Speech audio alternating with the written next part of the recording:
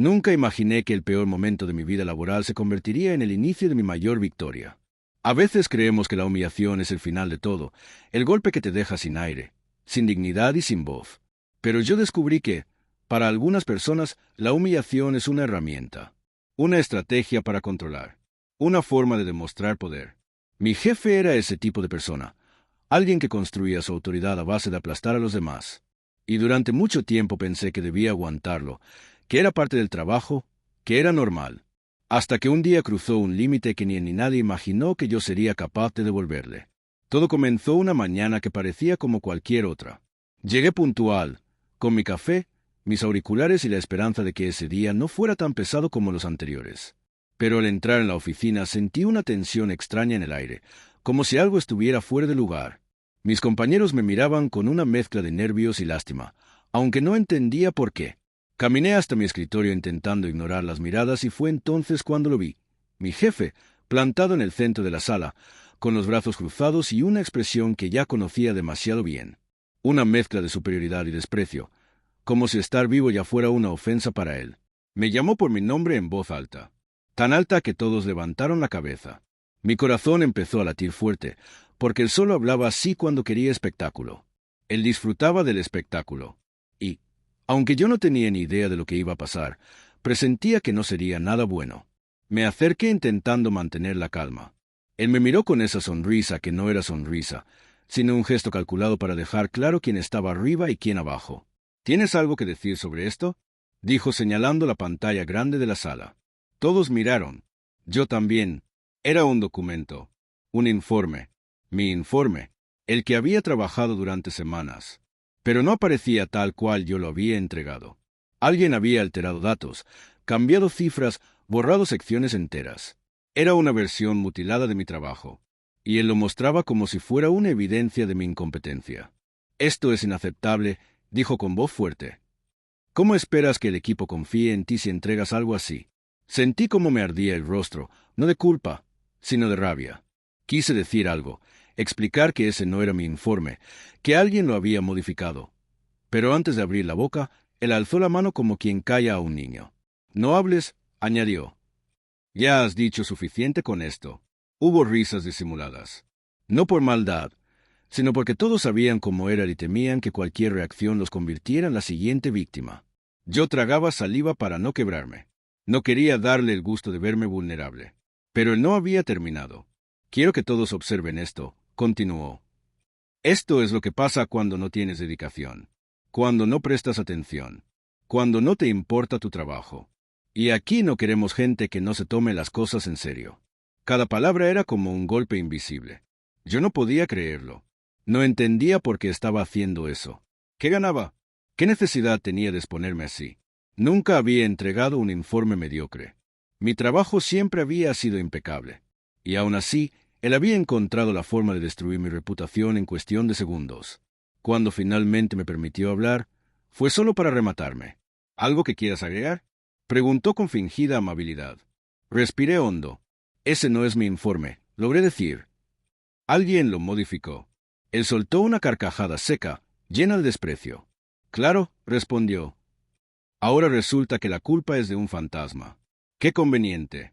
Los demás solo bajaron la mirada. Sabían que yo decía la verdad. Se notaba, pero nadie iba a arriesgar su puesto para defenderme. Y entonces, sin previo aviso, él dio el golpe final. Dijo una frase que nunca voy a olvidar, no por la humillación, sino por lo que desencadenó después. La diferencia entre tú y el resto es que ellos sí sirven para algo. Hubo un silencio absoluto, uno tan denso que dolía. Yo sentí que me sostenía del último hilo de dignidad que me quedaba. Y él, al ver que había logrado lo que quería, dio media vuelta como si nada hubiera pasado, dejando la pantalla encendida con el informe alterado para que todos lo vieran.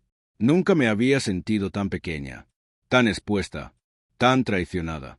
Pero lo que no sabía era que ese momento, esa humillación pública, sería la chispa que encendería algo dentro de mí, algo que llevaba tiempo dormido, algo que no sabía que tenía. Porque mientras él seguía con su vida como si me hubiera aplastado definitivamente, yo empecé a recordar cosas, frases, momentos, cosas que había visto, escuchado y callado, comportamientos suyos que siempre me parecieron extraños. secretos que él creía que nadie conocía. Y, por primera vez, en lugar de sentir miedo o vergüenza, sentí claridad. Si él jugaba sucio, yo también sabía hacerlo. La diferencia es que yo no necesitaba gritar para exponer la verdad. Bastaba con mostrarla. Ese mismo día, cuando todos regresaron a sus rutinas fingiendo que no habían visto nada, tomé una decisión que cambiaría el rumbo de mi vida profesional y la suya. Iba a exponerlo. Iba a hacerlo ante todos. Y esta vez, no habría forma de que él pudiera callarme. Esa tarde, después de la humillación, me senté frente a mi pantalla fingiendo trabajar, pero mi mente estaba en otro sitio. Sentía una mezcla rara de vergüenza y furia, como si algo dentro de mí se hubiera roto, pero al mismo tiempo se hubiera encendido. Durante años me había repetido que así son algunos jefes, que el mundo laboral era duro, que tenía que aguantar. Pero verlo proyectar mi trabajo manipulado, usar mi nombre, mi esfuerzo, mi reputación como si fueran basura, algo cambió. Me di cuenta de que si seguía callando, él no solo iba a aplastarme a mí, sino a todos los demás una y otra vez. Y entendí algo más importante todavía. El miedo ya no me servía para nada. Lo primero que hice fue abrir el informe original en mi ordenador, el que yo había enviado antes de la reunión. Estaba perfecto, revisado 3 veces. Cuadros completos, cifras correctas, comentarios claros. Nada que ver con el desastre que él mostró delante de todos. Fui al sistema interno, al historial de versiones, y ahí estaba, mi archivo subido a tiempo, sin errores. Luego abrí el documento que había aparecido en la pantalla. Era una versión distinta, recortada, con datos eliminados y números alterados. Es decir, no era un descuido ni un fallo técnico. Alguien había tenido que entrar a propósito para dejarlo así. Entré en el historial de modificaciones. Cada cambio quedaba registrado con fecha, hora y usuario. Mis manos empezaron a sudar mientras bajaba con el ratón, hasta que lo vi. El último usuario que había editado el archivo no era yo. Era él, mi jefe. No había margen para la duda. No era un rumor, no era paranoia, no era quizá. Ahí estaba su nombre, perfectamente visible, como una firma involuntaria en el crimen que había cometido. Sentí un golpe de adrenalina. Hice capturas de pantalla de todo, del archivo original, del archivo editado, del historial de cambios, del nombre de usuario. Guardé las imágenes en una carpeta oculta en mi propio disco, fuera del servidor corporativo. Por primera vez en todo el día, no me sentí sola ni indefensa. Tenía algo que no sabía que existía: pruebas. Empecé a recordar otros episodios con él. No solo conmigo. Comentarios crueles a otros compañeros, reprimendas innecesarias, chistes a costa de los demás en reuniones, correos agresivos enviados de madrugada. Siempre había una víctima y siempre había espectadores silenciosos. Lo más triste era que todos veíamos lo mismo, pero nadie hacía nada. Cada uno llevaba su propia herida y su propia excusa para no enfrentarlo. Necesito el trabajo. No me quiero meter en líos. Es su carácter. Yo misma había usado esas frases. Ese día dejé de usarlas. Sabía que ir solamente a recursos humanos con mi palabra no serviría de gran cosa. Él era importante para la empresa. Tenía resultados.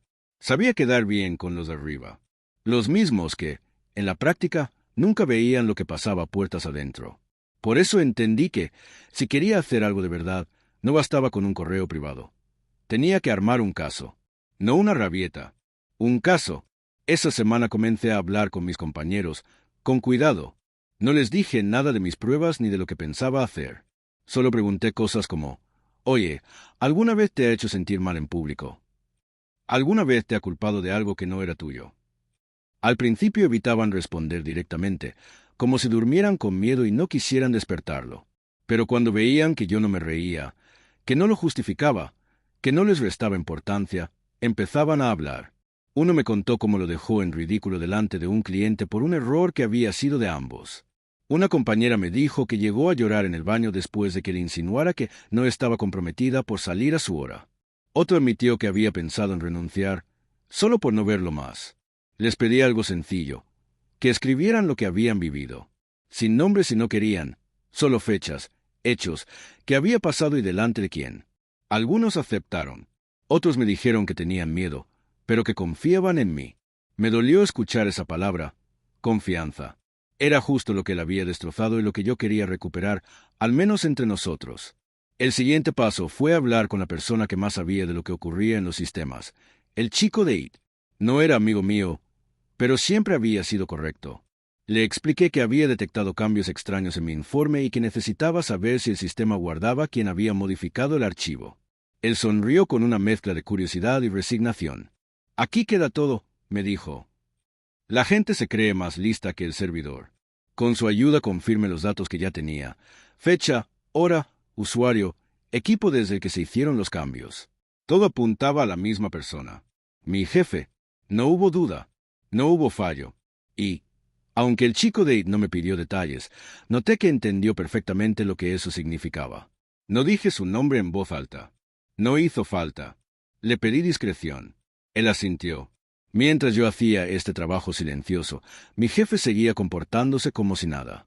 En los días siguientes no volvió a nombrarme directamente, pero más de una vez lanzó frases al aire como hay personas que tienen que mejorar mucho o no podemos lastar al equipo por falta de talento individual. Todo el mundo sabía a qué se refería, o a quién, y cada vez que lo hacía, en lugar de sentir vergüenza, sentía que estaba sumando gasolina a un fuego que él aún no veía. Entonces llegó el correo que cambió todo. Una invitación a una reunión general del departamento con asistencia obligatoria. El asunto era pomposo. Resultados, cultura y liderazgo. Firmado por él. Iba a ser su escenario perfecto para volver a hablar de rendimiento, de excelencia, de compromiso. Pero esta vez, yo ya no iba a estar sentada escuchando. Esta vez iba a estar preparada. Fue ahí cuando lo vi claro. Él me había destruido en público usando un archivo manipulado. Yo iba a exponerlo en público usando la verdad. No con insultos, no con ataques personales, sino con hechos. Su propio sistema, sus propios correos, sus propias decisiones, frente a las mismas personas que lo veían como una figura intocable. Mientras elaboraba mi plan, una idea se repetía en mi cabeza como un mantra. No voy a rebajarme a su nivel, pero tampoco voy a seguir siendo su alfombra. Y por primera vez desde que empecé en esa empresa, comencé a sentir que, pasara lo que pasara después, esa versión de mí que se callaba para no molestar, estaba a punto de desaparecer. Y, de algún modo, eso ya era una victoria. La mañana de la reunión, el ambiente en la oficina tenía algo distinto. No sé si era intuición, nervios colectivos o simple rutina disfrazada, pero todos parecían más serios de lo normal. Mi jefe iba y venía con su carpeta en la mano, saludando a unos, corrigiendo a otros, haciéndose notar como siempre. Tenía esa energía de quien está a punto de subirse a un escenario. Y, en cierto sentido, eso era exactamente lo que iba a hacer. Lo único que todavía no sabía era que, esta vez, él no sería el único con algo que decir. La sala grande se llenó. Filas de sillas ocupadas, murmullo de fondo, esa mezcla de aburrimiento y expectativa que se respira en cualquier reunión corporativa. En la primera fila, un par de directivos que casi nunca venían. Detrás, nosotros, el equipo de siempre, los que levantábamos el peso del trabajo. Él se colocó delante, junto a la pantalla, con el mando de proyector en la mano. Sonrió. Dio las gracias por la asistencia. Empezó a hablar. Los primeros minutos fueron el show habitual. Gráficos, porcentajes, comparativas con trimestres anteriores, comentarios sobre nuestra evolución, bromas calculadas para arrancar alguna risa tímida. Luego llegó la parte sobre cultura y rendimiento individual. La parte que a él más le gustaba, porque era donde podía meter sus discursos de pseudo-liderazgo. Habló de compromiso, de esfuerzo, de actitudes que suman y restan. Y fue en medio de esa pequeña exhibición de poder cuando soltó la frase que yo estaba esperando. Y como siempre digo, proclamó, la responsabilidad empieza por uno mismo. Hubo un breve silencio. No porque la frase fuera brillante, sino porque sonaba hueca. Y justo entonces levanté la mano. Lo hice despacio, sin gestos dramáticos. Solo levanté la mano y esperé. Él parpadeó, ligeramente molesto por la interrupción. Pero como su ego no le permitía negarle la palabra a alguien en público, me señaló. Sí, dime, dijo, con una sonrisa tensa. ¿Quieres aportar algo? Me levanté. Noté algunas miradas clavadas en mí. Tal vez esperaban que hiciera una pregunta inocente. Nadie imaginaba lo que venía. Ni siquiera él. Sí, respondí. Ya que hablamos de responsabilidad, me gustaría compartir un ejemplo práctico. Caminé hacia la mesa lateral, conecté mi portátil al proyector y, Antes de que pudiera decir nada, en la pantalla apareció el historial del informe que usó para humillarme días atrás. Mis manos no temblaban. Mi voz tampoco. Este es el informe que fue mostrado en la reunión anterior, expliqué. En esa ocasión se dijo, delante de todos, que yo lo había entregado incompleto y lleno de errores. Algunos compañeros bajaron la mirada, recordando la escena. Otros me miraron con curiosidad. Los directivos se acomodaron en sus asientos.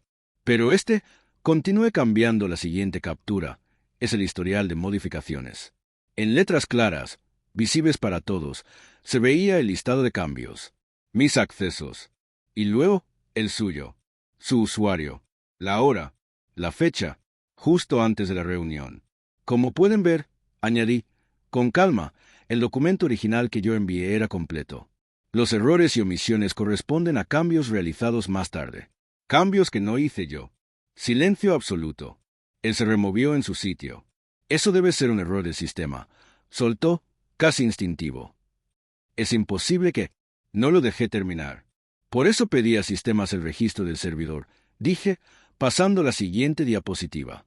Aparecieron los datos técnicos. Mis accesos. Los suyos. Su dirección IP. El momento exacto en que abrió, modificó y guardó el informe. Ya no era una opinión. Era un hecho. La incomodidad en la sala era casi física. Se podía cortar. Nadie se movía. Nadie tosía. Nadie hacía ruido. No estoy aquí para discutir percepciones, añadí. Solo para mostrar hechos. Hechos que contradicen el discurso de responsabilidad que se nos exige, especialmente cuando se usa para apuntar hacia abajo mientras se ocultan acciones desde arriba. Él intentó reír nerviosamente. Está sacando las cosas de contexto, dijo. Ese día había mucha presión. Quizás hubo una confusión. No hubo confusión. Lo corté, mirándolo a los ojos. Hubo manipulación. No levanté la voz. No hizo falta. La palabra quedó flotando en el aire como una sentencia. Sabía que si me quedaba solo en mi caso, podía parecer algo personal. Por eso había traído más. Y no es la primera vez que pasa algo así, añadí. Hay correos donde se adjudican errores a miembros del equipo cuando la decisión original fue tomada por ti. Hay compañeros que han sido señalados en reuniones por fallos que no les correspondían. Personas que han tenido que asumir culpas para salvar resultados. Abrí otro correo. En la pantalla, un mensaje suyo a un cliente culpando a un compañero concreto por una entrega tardía.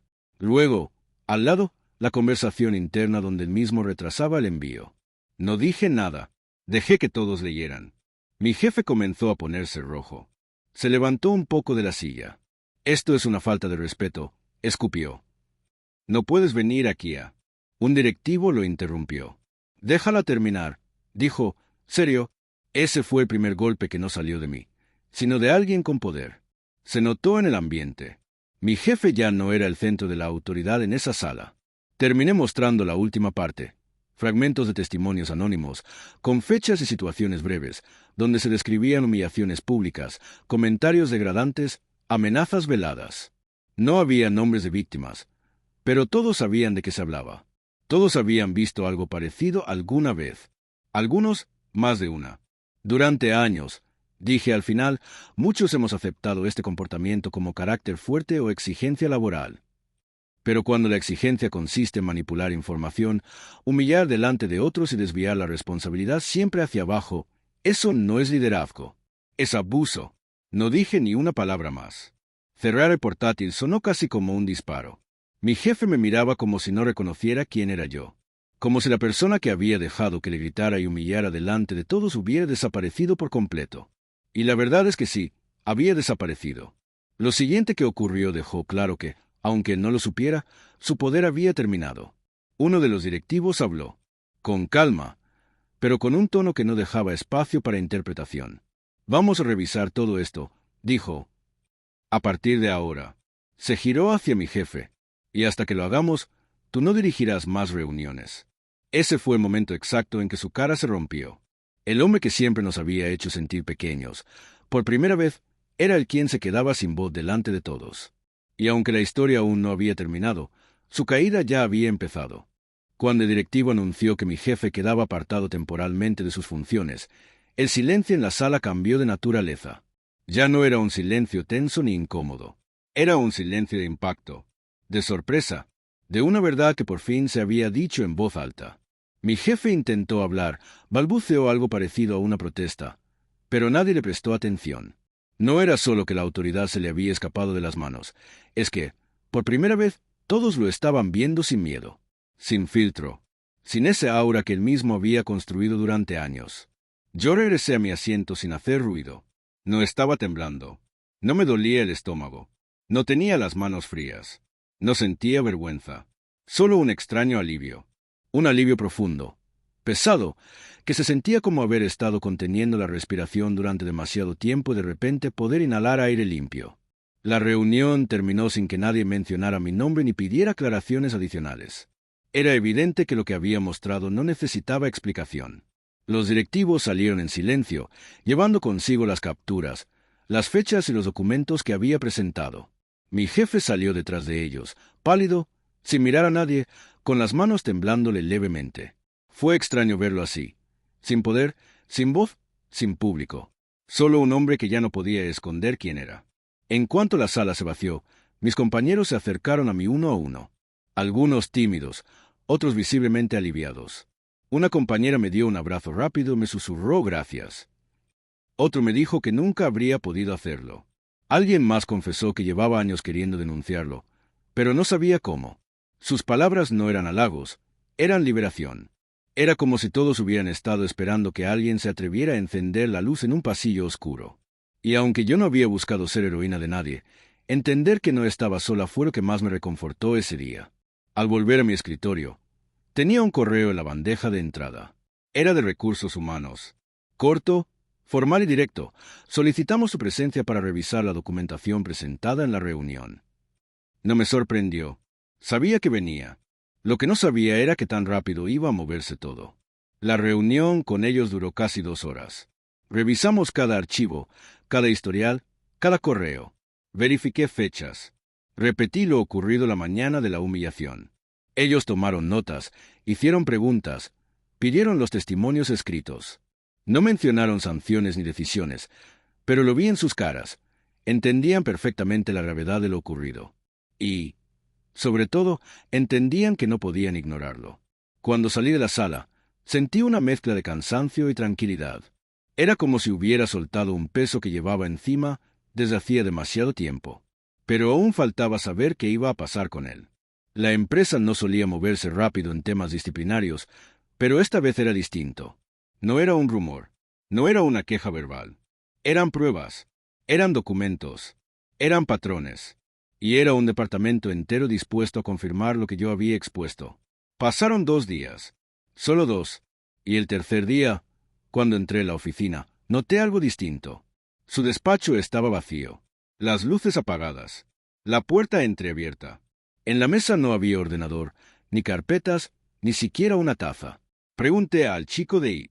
Él solo levantó las cejas y dijo, «Se lo llevaron anoche». Fue todo lo que dijo. Todo lo que necesitaba saber. 1 hora más tarde, llegó un correo global a todo el departamento.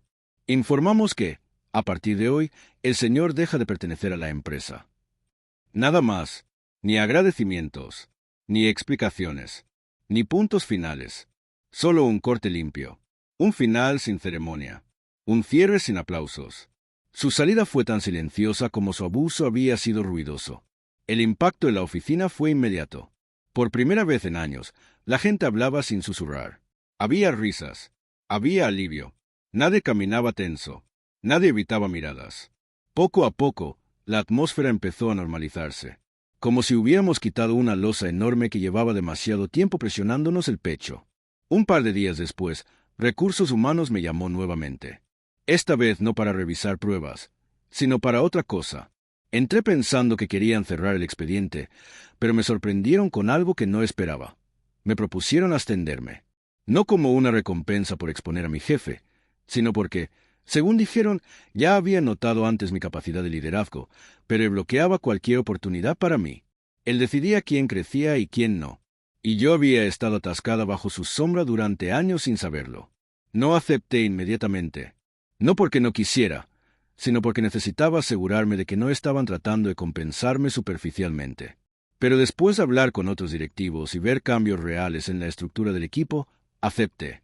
no como un premio, sino como una forma de reconstruir lo que ese hombre había destruido. El día que tomé mi nuevo puesto, miré la sala donde me había humillado delante de todos. Recordé la vergüenza, el ardor en las mejillas, el silencio incómodo de mis compañeros. Y también recordé el momento en que la verdad salió a la luz y su máscara cayó. Sentí una mezcla de orgullo y calma. No venganza, no revancha, algo mejor, justicia. Aprendí algo importante de todo esto. A veces, las personas que se sienten más fuertes, las que gritan más, las que hunden a otros para parecer grandes, son las que más miedo tienen de ser descubiertas. Su poder no es real. Su liderazgo no es auténtico. Y basta un rayo de verdad para que todo su castillo de superioridad se derrumbe. Mi jefe no me humilló porque fuera débil. Me humilló porque pensó que nunca tendría valor de enfrentarle. Y ese fue su mayor error. Al final, no fui yo quien lo destruyó. Fue él mismo, al creer que nadie jamás se atrevería a mostrar lo que realmente era. Y lo más irónico de todo es que, cuando por fin lo expuse ante todos, no sentí ganas de celebrar. Solo sentí, por primera vez en mucho tiempo, que respiraba en paz.